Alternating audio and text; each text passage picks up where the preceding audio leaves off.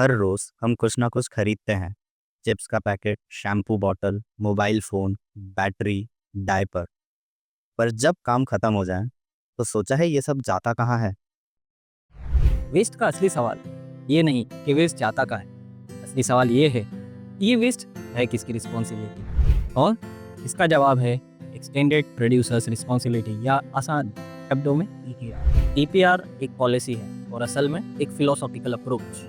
Producer या brand सिर्फ product बनाकर फ्री नहीं हो सकते हैं। एक्सटेंडेड प्रोड्यूसर रिस्पॉन्सिबिलिटी का मीनिंग यही है कि प्रोड्यूसर की रिस्पॉन्सिबिलिटी को एक्सटेंड करके उसके एंड तक की लाइफ को मैनेज करने की कर दी जाती है। ये एक फाइनेंशियल रिस्पॉन्सिबिलिटी भी है और फिजिकल रिस्पॉन्सिबिलिटी भी। बोले तो ताकत के साथ जिम्मेदारियां भी आती है। तो ईपीआर की फिलोसॉफी स्टार्ट कहाँ से हुई? 1990s में यूरोप से ईपीआर एज ए फिलोसॉफी खड़ा हुआ। जर्मनी ने सबसे पहले अपने आप प्लास्टिक रिसाइकलिंग प्रोग्राम्स लॉन्च किए। इंडिया की बात करें तो साल 2011 में ई वेस्ट मैनेजमेंट रूल्स, 16 में प्लास्टिक वेस्ट मैनेजमेंट रूल्स, और फिर और दूसरे वेस्ट मैनेजमेंट रूल्स को इंट्रोड्यूस किया गया, जिसके अमेंडमेंट्स के चलते आज इन सभी रूल्स के अंदर ईपीआर को डिफाइन किया गया है इन पर्टिकुलर वेस्ट स्ट्रीम्स। मतलब अब तो सब कुछ ही ईपीआर के दायरे में, from plastic even your diapers, everything is covered under EPR. मतलब बच्चे भी इनडायरेक्टली ईपीआर कंप्लाइंट होंगे। मतलब बच्चे भी इनडायरेक्टली ईपीआर कंप्लाइंट होंगे। अगर हम बात करें ईपीआर स्टाइल्स की, तो हर कंट्री का काम करने का तरीका डिफरेंट होता है। हर जगह एक अलग मैकेनिज्म फॉलो किया जाता है, बहुत सारे एक्सपेरिमेंट्स किए जाते हैं और इनको इम्प्रूव किया जाता है। इसी तरह अगर मैं बात करूँ तो मेजर 3 से 4 मॉडल्स हैं जो पूरे वर्ल्ड में फॉलो किया है। फॉर एग्जाम्पल जर्मनी से आया DRS स्कीम, जो कि है डायरेक्ट रिफंड स्कीम में। आप कुछ भी बॉटल लें, लेट्स से आपने कोक लिया, तो कोक जब आप परचेज करते हैं आप उस पर एक एक्स्ट्रा मनी पे करते हैं, जो कि रिफंडेबल अमाउंट होता है after submitting your bottle back. यानी कि बोतल लाओ और पैसे वापस लो। यही सेम मैकेनिज्म अगर आप इंडिया की कुछ सिलेक्टेड सिटीज़ जैसे कि तिरुपति बालाजी टेम्पल ट्रस्ट के एरिया में देखेंगे तो ग्लास बॉटल्स के साथ लिया जाता है। इस स्कीम को शॉर्ट में DRS और फुल फॉर्म में डायरेक्ट रिफंड स्कीम बोला जाता है। इसके बाद आता है यूरोपियन कंट्रीज़ का फी बेस्ड मैकेनिज्म, जहाँ पर आपको अकॉर्डिंग टू रूल्स प्लेट या फिर डायनेमिक फीस पे करनी होती है, इधर टू गवर्नमेंट और PRO ऑर्गेनाइजेशंस को, जो कि आपके बिहाफ पर वेस्ट मैनेज करते हैं। ये फी बेस्ड मैकेनिज्म मल्टीपल फैक्टर्स पर डिपेंड करते हैं और हर कंट्री का एक अपना मॉडल होता है। तीसरा जो कि इंडिया में लॉन्च हुआ है और it is well adopted mechanism across different markets such as carbon market, where it's a credit mechanism. Credit mechanism में ये होता है कि रिसाइकलर्स या वेस्ट मैनेजर्स को क्रेडिट मिलता है उनके अच्छे काम के लिए, और इस क्रेडिट को यूज़ करके या प्रोक्योर करके ब्रांड्स अपनी रिस्पॉन्सिबिलिटी फुलफिल कर सकते हैं। ये एक सर्कुलर इकोनॉमी को बढ़ाने वाला प्रोग्राम होता है, जहाँ पर एक पैरेलल इकोनॉमी खड़ी की जा सकती है। इंडिया में अगर मैं बात करूँ तो ये इकोनॉमी 40,000 करोड़ की है। इन शॉर्ट इंडिया में कंप्लाइंस का कंप्लाइंस भी हो गया और एक नई पैरेलल सर्कुलर इकोनॉमी की मार्केट भी खड़ी है। ये तो हो गई ग्लोबल लेवल पे बात। अगर हम इंडिया पर फोकस करते हैं तो इंडिया पे मल्टीपल वेस्ट स्ट्रीम पर ईपीआर आ चुका है, जैसे कि प्लास्टिक वेस्ट जो कि प्लास्टिक वेस्ट मैनेजमेंट रूल्स के अंडर है, ई वेस्ट ईपीआर जो कि ई वेस्ट मैनेजमेंट रूल्स के अंडर है, battery waste EPR battery waste management rules के अंदर, tyre waste tyre EPR and used oil EPR जो कि hazardous and other waste management rules के अंदर है। Then there is non ferrous metal EPR जो कि सून लॉन्च होगा। There would be EPR on packaging of paper, metal, glass, as well as on the sanitary products. There's already EPR on end-of-life vehicles. There's from 2026 there will be EPR on construction and demolition waste. So almost all of the waste streams will be covered under different EPRs. If not EPRs, then EURs. EURs का मतलब होता है Extended User Responsibility. तो EPR या EURs के अंदर ये responsibilities define होंगी, जहाँ पर यूज़र या फिर प्रोड्यूसर को रिस्पॉन्सिबल ठहरा जाएगा वेस्ट मैनेजमेंट के लिए। One thing that is common there is government decides targets on the basis of the consumption of product or the product sold in the market, and these targets have to be fulfilled through procuring of EPR credits. तो अगर data ज़्यादा चढ़ा तो ज़्यादा बड़ा खर्चा और ज़्यादा फाइनेंशियल कॉम्प्लिकेशंस। डाटा अगर मिस रिपोर्ट हुआ तो नॉन कंप्लायंस, पेनलाइजेशन। हेंस अब आपकी चॉकलेट से लेके बच्चे के डायपर तक सब कुछ ईपीआर में कवर्ड है। हेंस अब आपकी चॉकलेट से लेके बच्चे के डायपर तक सब कुछ ईपीआर में कवर्ड है। तो हाउ एक्चुअली ईपीआर वर्क्स?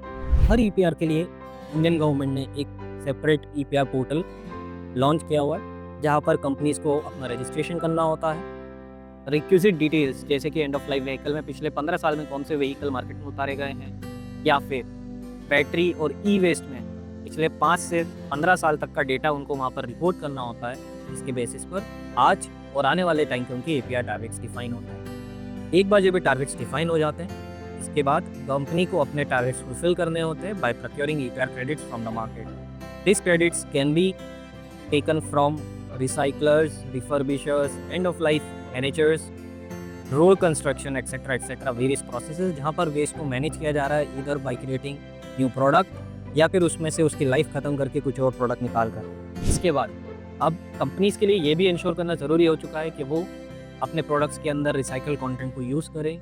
इसके लिए उन्हें प्रोडक्ट इनोवेशन करना पड़ता है। साथ ही में उनको ये भी इंश्योर करना होता है कि जो प्रोडक्ट है, इन केस ऑफ प्लास्टिक या packaging material, they have to reuse the product. For reusing they have to set up reverse buyback logistics और बहुत सारी चीज़ें हैं, from paper work to a lot of thing जो companies को करना पड़ता है।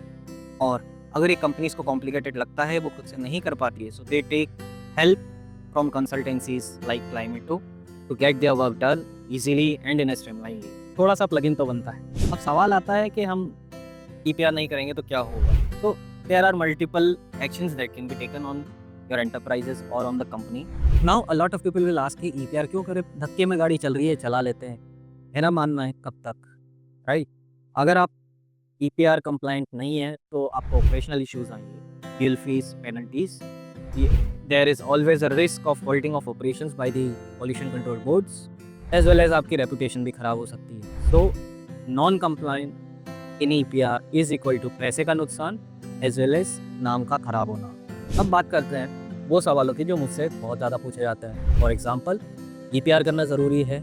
अगर आपके ऊपर ईपीआर एप्लीकेबल है, आप ये समझें, ये जानें कि आपके ऊपर ईपीआर एप्लीकेबल है, क्यों है, किस एक्सटेंट तक है, क्या प्रोडक्ट आते हैं, क्या एग्जम्प्टेड हैं, ये पूरा एनालिसिस करें और फिर ही ईपीआर के प्रोसेस के लिए आगे बढ़ें। बहुत सारे लोग ऐसे भी हैं आज जिन्होंने ईपीआर में रजिस्ट्रेशन कर लिया है, they are paying annual fees, they are paying annual consultancy fees, but उनको उस ईपीआर के अंदर एप्लीकेबिलिटी ही नहीं थी। इधर दे वर एग्जम्प्टेड और they do not covered into the definition of obligated entities. तो एक कंप्लाइंस आपके लिए बढ़ जाता है और उससे रिलेटेड कॉस्ट भी। इसलिए it is very important to get it analysed from a good consultant. क्या हमें ईपीआर टारगेट्स फुलफिल करने हैं? नहीं करते हैं तो क्या होगा?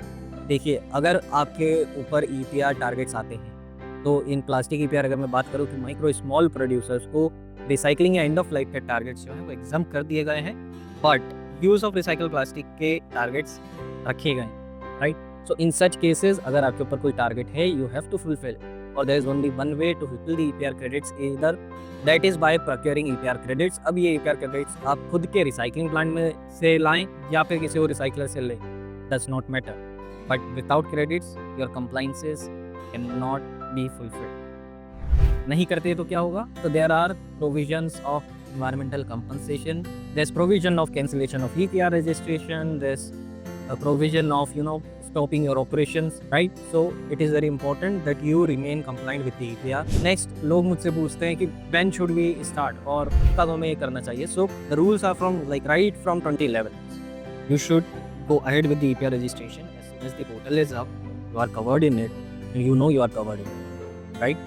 अगर आप ये नहीं चाहते हैं कि आपको किसी भी तरह का ऑपरेशनल डिफिकल्टी हो, it's better you get your company registered as an EPR complaint.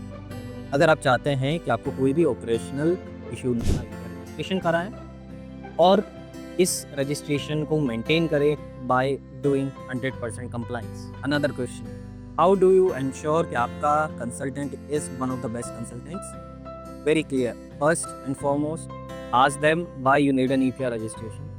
Second, if you have got an EPR registration, what are your responsibilities? How well that consultant is able to help you out with that? Is the consultant helping you out in minimizing your expenses or not? Right? Does the scope of work include procurement of good credits or not? Or they will ask you to procure credits from the market? It matters a lot.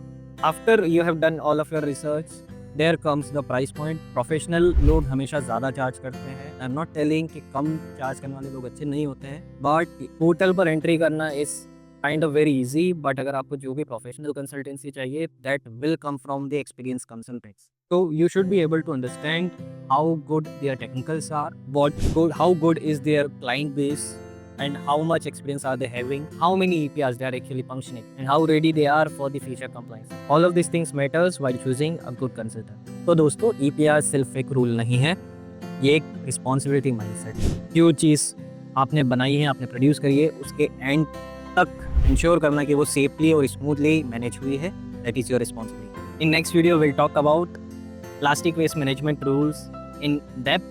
You'll understand how and when EPR evolved, when it went online, how people are getting registered now, what are the challenges they are facing.